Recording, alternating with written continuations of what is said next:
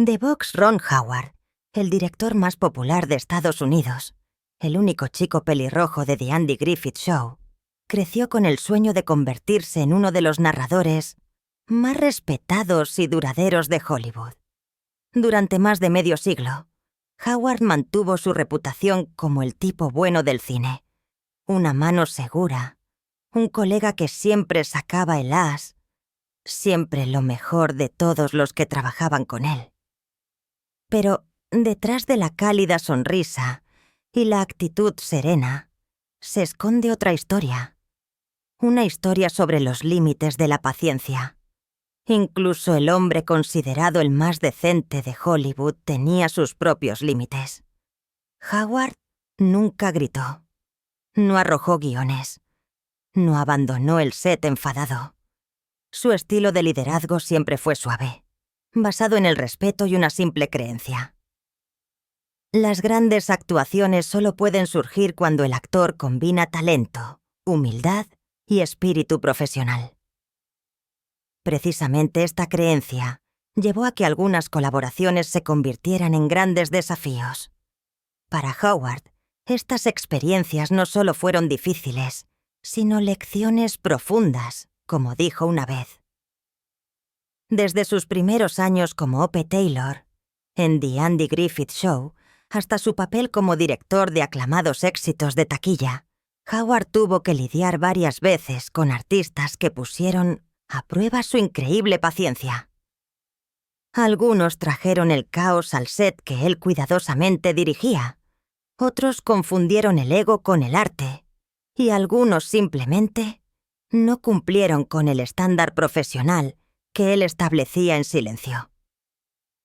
Estos choques no fueron solo desacuerdos creativos ordinarios. Fueron conflictos más profundos, grietas que aún supuraban incluso después de que las cámaras dejaran de grabar, lo que influyó en las decisiones de Howard para futuras colaboraciones durante muchos años.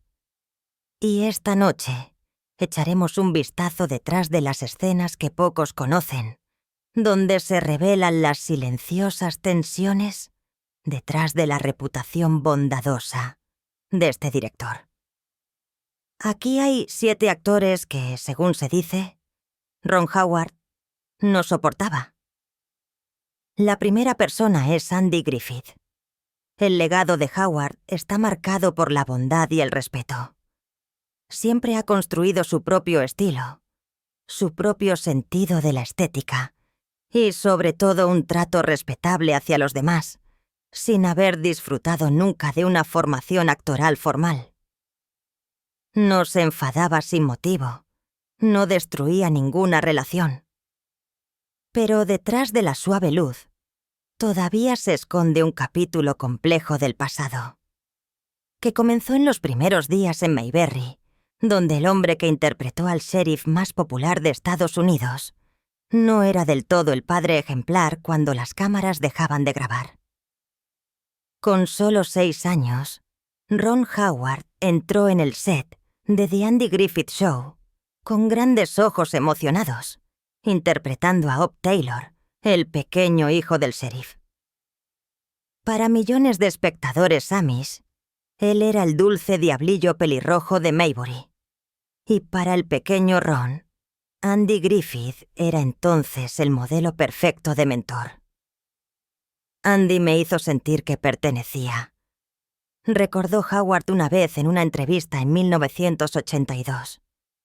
Nunca me trató como un accesorio, me trató como un compañero. Pero a medida que Ron crecía, la luz del set de filmación ya no podía ocultar todo. Poco a poco entendió más sobre la verdadera persona detrás del personaje y sobre los límites que la bondad a veces no puede cruzar. El saludable calor de Mayberry a menudo hacía olvidar que detrás de esta imagen había una realidad mucho más compleja. A medida que The Andy Griffith Show avanzaba en sus últimas temporadas, el estado de ánimo de Andy Griffith comenzó a cambiar. La atmósfera original, alegre y ligera, dio paso a una tensión cada vez más evidente. Varias biografías lo describieron más tarde como un hombre con un fuerte control y un temperamento explosivo, especialmente cuando la carga de dirigir el programa se volvió demasiado grande. Frances Bavier, que interpretó a la tía Bea, admitió públicamente que no le gustaba. Don Knotts lo apreciaba, pero también confesó que tenía miedo del temperamento impredecible de Griffith. Y Ron Howard, el pelirrojo de Maybury, aprendió temprano a observar con la prudencia de un adulto, a leer situaciones y a navegar por la atmósfera tensa. El punto de inflexión llegó en las últimas temporadas. En ese momento, Howard ya era un adolescente y comenzó a hacer preguntas sobre el personaje de Opie Taylor y el desarrollo del programa. Pero en lugar de ser alentado, se enfrentó al lado oscuro de la personalidad de su antiguo ídolo. Griffith se sentía incómodo cuando se desafiaba su autoridad, incluso por su propio hijo ficticio.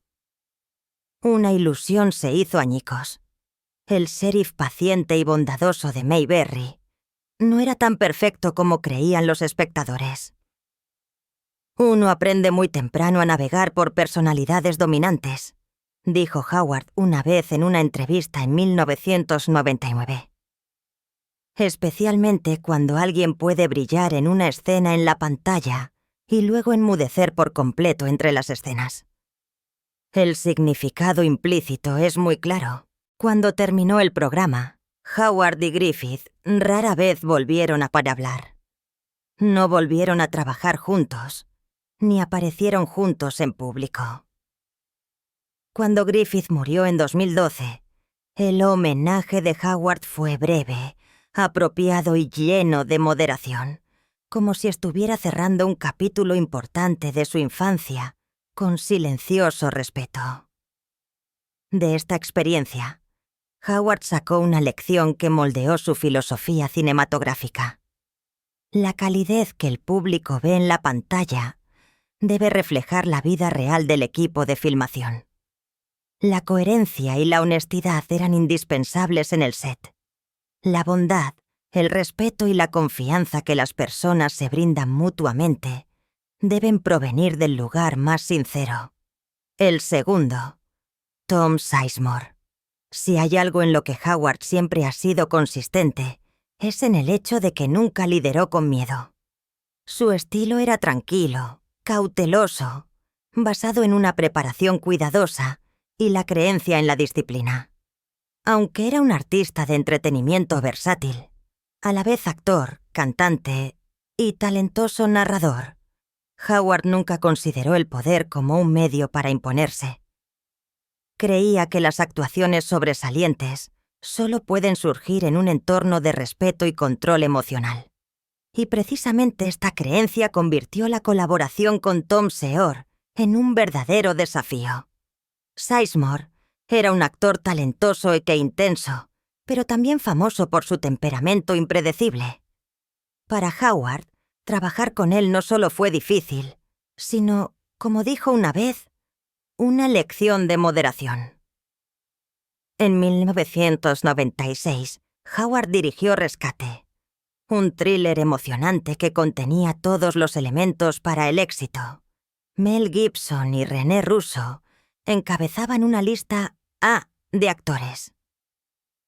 El estudio apoyó mucho el proyecto y la dirección de Howard fue diligente y meticulosa.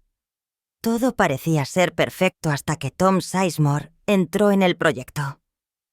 Fue elegido para el papel del antagonista, una opción ideal sobre el papel. Intensa, feroz, llena de energía.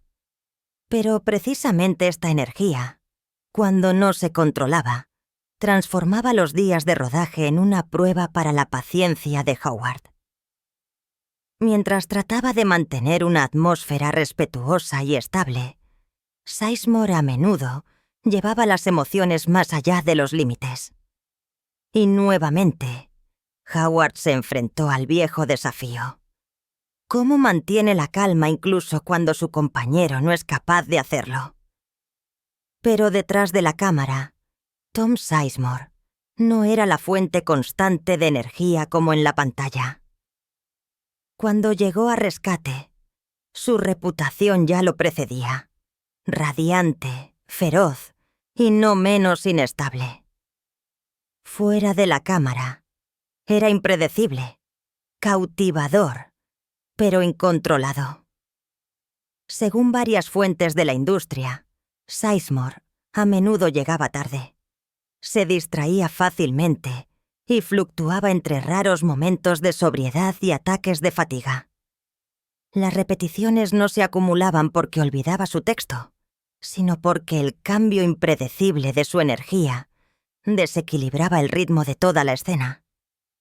Para Ron Howard, que siempre valoró la precisión, la colaboración y un ambiente familiar en el set, dirigir a Sizemore era como tratar de mantener el equilibrio en el ojo de una tormenta. En una rara conversación abierta, muchos años después, dijo: «Hubo días en los que tuve que ajustar todo el ritmo de trabajo en torno a una persona con una personalidad demasiado impredecible. Esa no es la forma en que me gusta trabajar. Destruye la confianza y roba el ritmo». Todo llegó a su límite en una escena importante cuando el comportamiento de Sizemore se volvió tan caótico que Howard se vio obligado a detener toda la producción. Los miembros del equipo todavía recuerdan bien ese momento. No el grito de ira, no la decepción, sino el silencio persistente de un director que estaba decidido a proteger su obra, incluso cuando se enfrentaba a un actor de temperamento notoriamente explosivo. Cuando Tom Sizemore murió en 2023, Howard no expresó ningún homenaje. Este silencio decía mucho, porque a veces, incluso el director más tranquilo y bondadoso de Hollywood tiene sus límites de perdón. La tercera, Shelley Long. En la filosofía cinematográfica de Ron Howard, dos valores siempre van de la mano: equilibrio y colaboración. Veía cada película como una sinfonía, en la que el director es como el arreglista y dirige diferentes instrumentos para que se fusionen en el mismo sonido. La atmósfera en su set era conocida por la estabilidad y la tranquilidad, lo que ayudaba a los actores a sentirse seguros para explorar sus personajes, sabiendo que el director escuchaba, se adaptaba y acompañaba pacientemente. Pero en 1982 esta filosofía fue puesta a prueba sin piedad en su debut como director, Turno de noche. Esta extraña comedia unió a Henry Winkler y Michael Keaton, junto con la esperanza de demostrar el talento de Howard como director a sus 20 años. La presión era inmensa. Todo tenía que funcionar perfectamente, y justo ahí apareció Shelley Long. En ese momento, Long apenas comenzaba a hacerse famosa a través de la televisión, pero aún no había alcanzado el punto máximo con Cheers. En teoría, era la elección perfecta para el papel. Inteligente, elegante y con una mezcla de agudeza y suavidad. Pero ya después de unos pocos días de rodaje, surgieron tensiones. Los miembros del equipo contaron que Long tendía a controlarlo todo y a calcularlo demasiado meticulosamente, mientras que Michael Keaton era la encarnación de la improvisación. Explotaba creativamente en cada momento y animaba la escena con energía natural.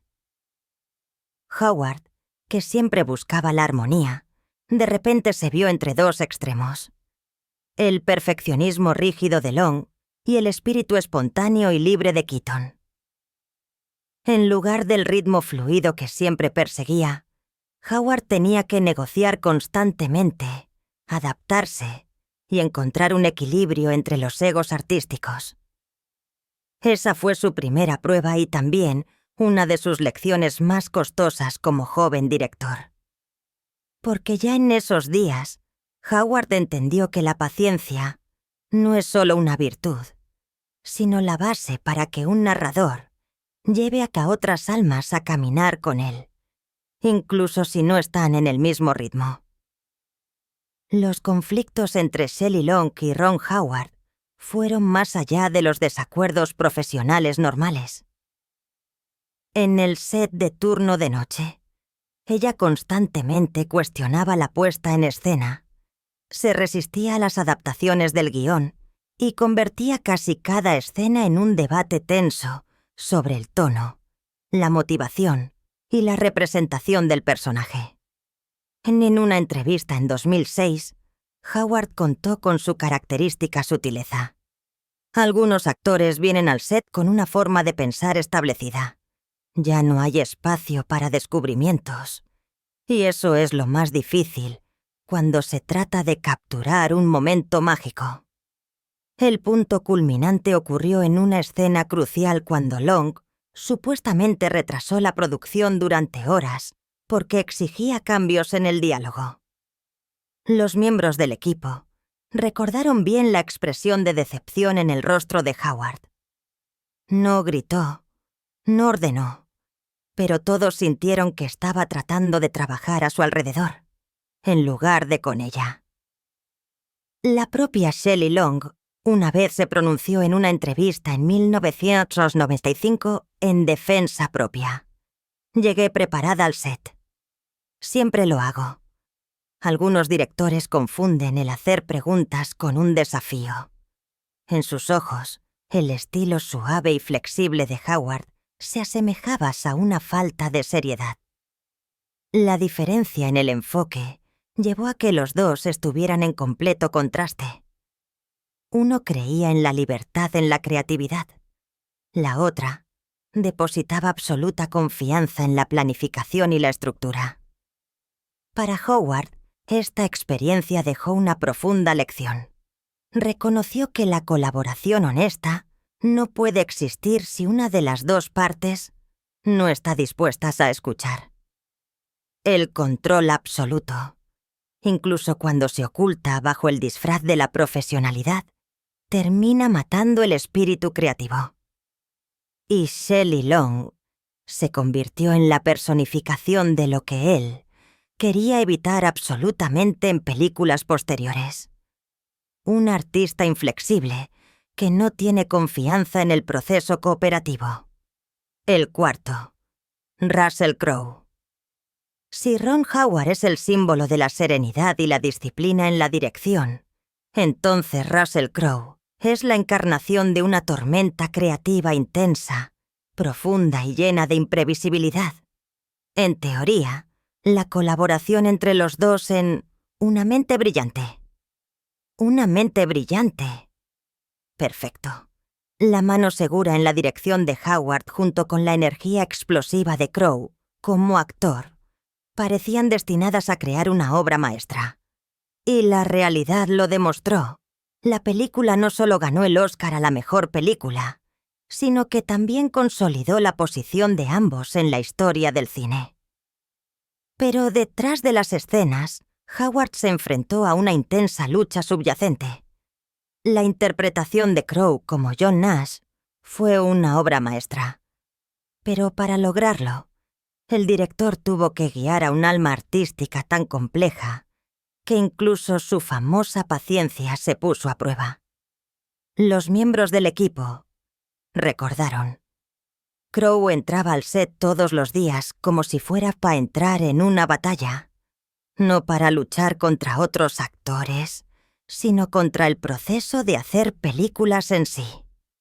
Cuestionaba cada detalle del guión, discutía el significado filosófico detrás de cada escena, y a veces transformaba las instrucciones de Howard en pesados diálogos sobre la naturaleza del personaje.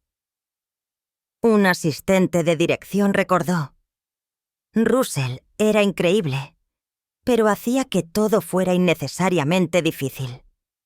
Ron siempre tenía que controlarse para mantener el ritmo para todo el equipo. Howard, siempre sereno, compartió más tarde con The Hollywood Reporter. Con algunos actores, uno dirige el contexto, con otros, uno solo es el que se asegura de que el viento no se lleve todo. Por lo tanto, Una mente brillante no solo fue un éxito cinematográfico, sino también una prueba de la capacidad de liderazgo a través de la paciencia. Algo que Howard había desarrollado a través de los enfrentamientos con almas tan intensas como Crowe. Con Russell Crowe, solo se podía aferrarse y esperar lo mejor. La tensión entre los dos no surgió del ego, sino de diferencias fundamentales en la filosofía creativa. Crowe veía la forma de trabajo suave y cooperativa de Ron Howard como una amenaza para la autenticidad cruda que siempre perseguía. En 2004 explicó su método sin rodeos. No actúo para agradar, actúo para encontrar la verdad en cada momento.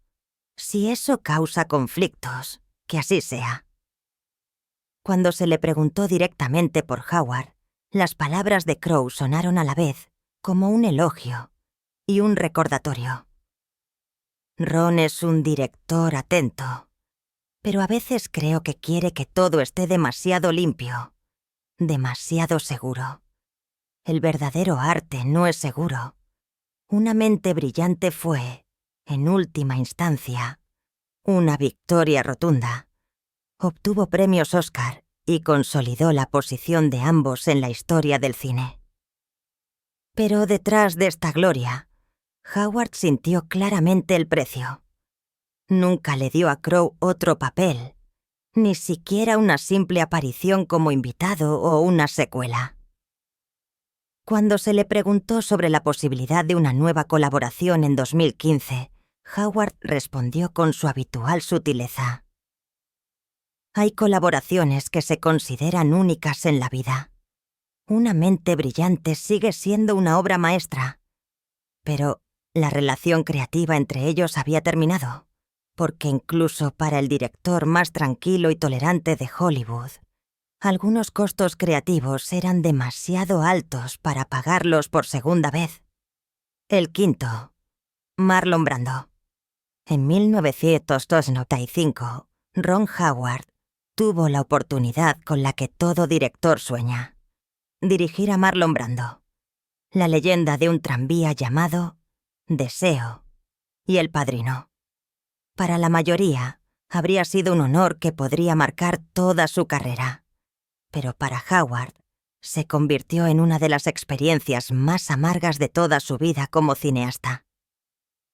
El proyecto era entonces una biografía conmovedora sobre un padre anciano que luchaba con su propio legado. Un guión profundo que prometía premios y fama. Pero en realidad se convirtió rápidamente en una pesadilla. Los miembros del equipo contaron que Brando llegaba al set sin preparación. Se negaba a aprender los diálogos y exigía leer tarjetas con apuntes QC Cards distribuidas por todo el set. Eso fue solo el comienzo. El verdadero problema no radicaba en la excentricidad, sino en la actitud irrespetuosa hacia todas las reglas de trabajo. Brando a menudo llegaba tarde. Desaparecía durante horas sin explicación y a veces exigía reescribir escenas directamente en el lugar. Para un director como Howard, que construyó toda su carrera sobre el respeto, la disciplina y la colaboración, era como caer en un laberinto caótico en el que cada esfuerzo por mantener el ritmo se volvía insignificante.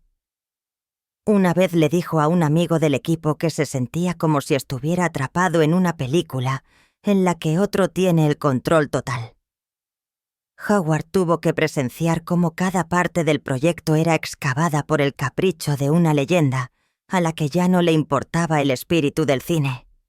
Y cuando la película terminó, el resultado fue claro. Lo que una vez podría haber sido la joya de su carrera, se transformó en una advertencia. Esta lección quedó grabada profundamente en la mente de Howard, que incluso los genios más grandes pueden destruir una película si olvidan algo simple: el respeto por las otras mentes creativas a su lado. Los miembros del equipo recordaron con precisión el caótico rodaje. Brando veía el set como su propio escenario, contó un informante. Se detenía en medio de la escena. Decía que tenía que volver a encontrar la motivación y todos teníamos que esperar. El punto culminante fue en una escena de diálogo normal. Brando interrumpía constantemente. Exigía reescribir el guión de inmediato y luego desaparecía durante 3 horas. Cuando regresó, su rostro estaba tranquilo y simplemente anunció que el personaje había cambiado por completo y que quería empezar de nuevo.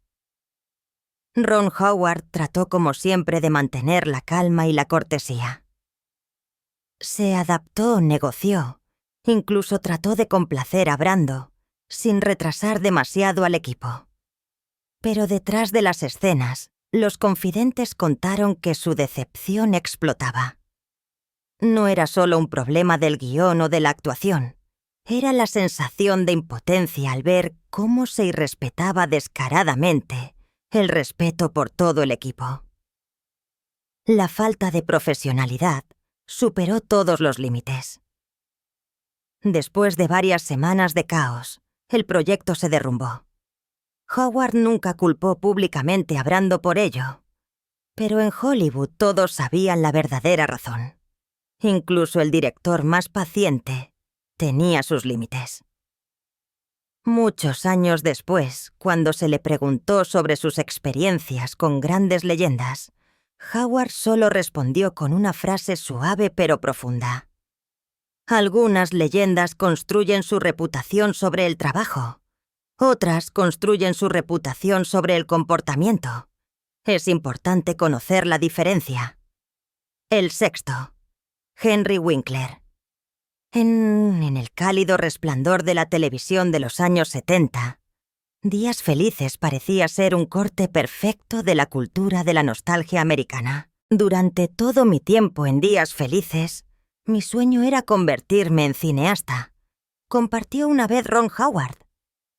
Para el público, la serie era pura risa, amistad y la calidez de la televisión estadounidense de los años 70. Pero para Howard, detrás del foco de atención había una historia diferente, más compleja, silenciosa y formativa que cualquier papel que jamás hubiera asumido. Howard fue elegido para el papel de Richie Cunningham y debía ser el centro de la serie, un chico decente e inocente que representaba el espíritu americano simple. Sin embargo, cuando el personaje de Henry Winkler, Arthur Fonzie, de Sarelli, se convirtió en un fenómeno cultural, todo cambió rápidamente. El compañero se convirtió en la estrella. El foco de atención, que una vez perteneció a Howard, se desvaneció gradualmente, y el equilibrio de poder en el set se desplazó completamente a favor de Fonzie. Al principio, Fonzie era solo un personaje secundario, pero la chaqueta de cuero de Winkler, su actitud y su espíritu rebelde encantador, volvieron loco a Estados Unidos. Los guiones fueron reescritos en torno al personaje. Los carteles publicitarios mostraban a Winkler en el centro. Las entrevistas y las campañas mediáticas se centraron todas en el nuevo símbolo de la cultura pop y Días Felices. El programa que una vez fue presentado como la historia de Richie Cunningham, ahora se convirtió extraoficialmente en el Fonzie Show. Un miembro del equipo de la serie dijo una vez abiertamente: «La ironía es amarga. El héroe inocente fue eclipsado por el rebelde».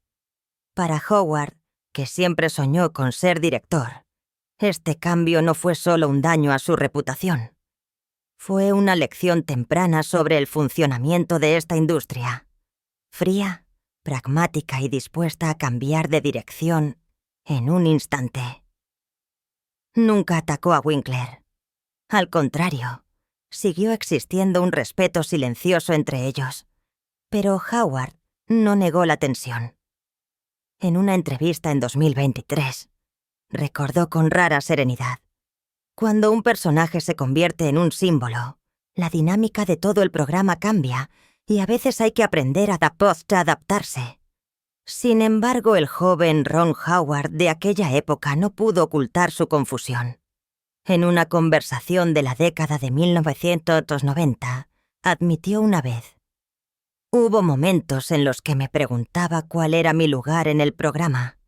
No guardaba rencor a Henry, pero estaba indignado por lo fácil que se desplazó la historia que una vez se había construido a mi alrededor». Para Howard, Días Felices no fue solo una exitosa comedia de situación. Fue la primera lección incluso amarga sobre la naturaleza frágil de la fama. Reconoció que incluso el personaje principal podía ser relegado a un segundo plano, que el foco de atención no pertenecía a nadie para siempre. A principios de la década de 2000, cuando ya se había convertido en uno de los directores más confiables de Hollywood, conocido por su absoluta estabilidad, precisión y profesionalidad, Howard siguió mencionando este período como la base más importante de su carrera. Porque precisamente, a través de Días Felices, aprendió algo que muchos en la industria tardan toda una vida en entender. La fama es pasajera, pero el carácter profesional permanece para siempre. Cuando surgió la oportunidad de dirigir a Mel Gibson en Rescate, Ron Howard creyó que era una combinación perfecta. Dos hombres talentosos que habían demostrado su liderazgo durante décadas, ahora estaban detrás de un gran proyecto. Un thriller emocionante y arriesgado en el que el drama no solo existía en la historia, sino que también acechaba silenciosamente detrás de la cámara. En teoría, era un sueño profesional, pero en realidad, este sueño se convirtió rápidamente en la mayor prueba para la paciencia y la capacidad de control de Ron Howard. En 1996, Mel Gibson estaba en la cima de su poder en Hollywood. Después de ganar 2 premios Oscar por Braveheart, era tanto una estrella de cine como un director respetado, un símbolo de confianza e influencia. Pero con este brillo venía una energía intensa, feroz y casi indomable. Aquellos que una vez participaron en la producción de Rescate todavía recordaban bien la sensación. Cada día en el set era como entrar en un campo eléctrico en el que la creatividad y la tensión chocaban simultáneamente. Mel tenía opiniones muy fuertes. Sobre todo, recordó un miembro del equipo, desde ángulos de cámara hasta iluminación, pasando por la forma en que se servía el almuerzo. Quería meter su cuchara en todo. Gibson constantemente exigía cambios en el guión, desafiaba las instrucciones de Howard y a veces se comportaba como si fuera el codirector de la película. Para otro director, eso podría haber provocado un conflicto público, pero para Ron Howard, que siempre lideró con serenidad, fue una lucha silenciosa, un esfuerzo incesante por mantener la estructura creativa y al mismo tiempo respetar la personalidad artística de Gibson.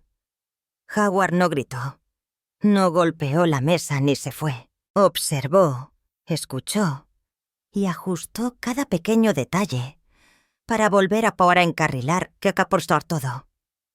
Su serenidad era el contraste perfecto con la impulsividad de Gibson, un equilibrio frágil entre la disciplina y la tormenta creativa.